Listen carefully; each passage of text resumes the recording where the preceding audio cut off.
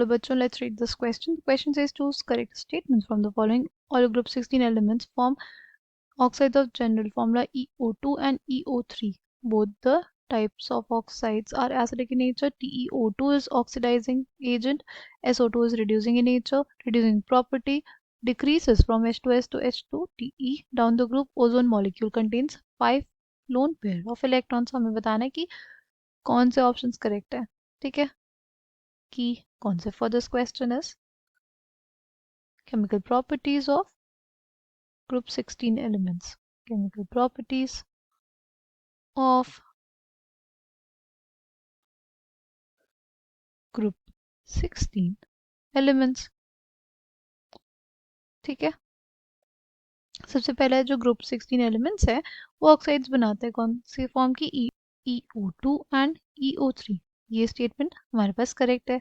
जैसे SO2 है, TeO2 है, राइट, SeO2 है, ये ऑक्साइड मिलती है हमें.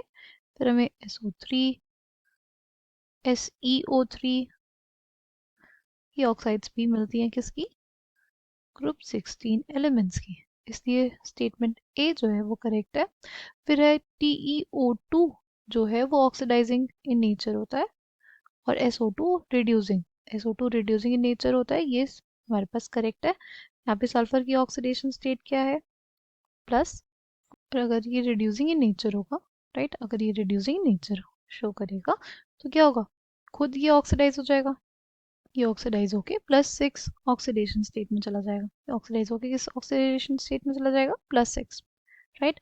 अगर बात करते हैं TeO2 की, अगर हम किसकी बात करें, TeO2 की, यहाँ पे +4 ऑक्सीडेशन स्टेट में.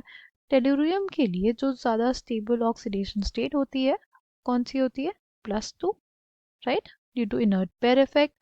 अगर इसकी +2 ऑक्सीडेशन स्टेट ज़्यादा स्टेबल है, यानी ये खुद का क्या चाहता है, रिडक्शन, यानी it will act as a oxidizing agent, यानी ऑप्शन बी हमारा करेक्ट हो जाएगा. फिर है reducing property decreases from H2S to H2Te. ये स्टेटमेंट गलत है. रिड्यूसिंग प्रॉपर्टी जो होती है वो इंक्रीज करती है डाउन द ग्रुप जाने पे, क्योंकि टेल्यूरियम और हाइड्रोजन की जो बॉन्ड बनती है वो इतनी स्ट्रांग नहीं होती, वो जल्दी क्या हो सकती है, ब्रेक हो जाती है. और H2Te can act as better reducing agent than H2S. इसलिए C गलत हो जाएगा. फिर है ozone molecule contains 5 lone pair of electrons. 5 lone pair of electrons होते हैं ओजोन में. ओजोन का अगर हम लोग स्ट्रक्चर देखें, कुछ ऐसा स्ट्रक्चर होता है,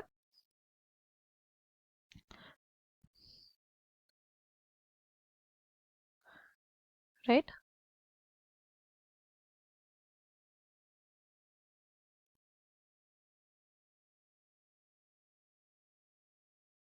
कितने लोन पेयर्स हो जाएंगे, 1 2 3 4 5 और 6 लोन पेयर्स हो जाएंगे, राइट. तो ये स्टेटमेंट गलत हो जाएगा. कौन सा स्टेटमेंट करेक्ट है, A and B. Option D will be the correct answer for this question. I hope you understood it well. Thank you and all the best.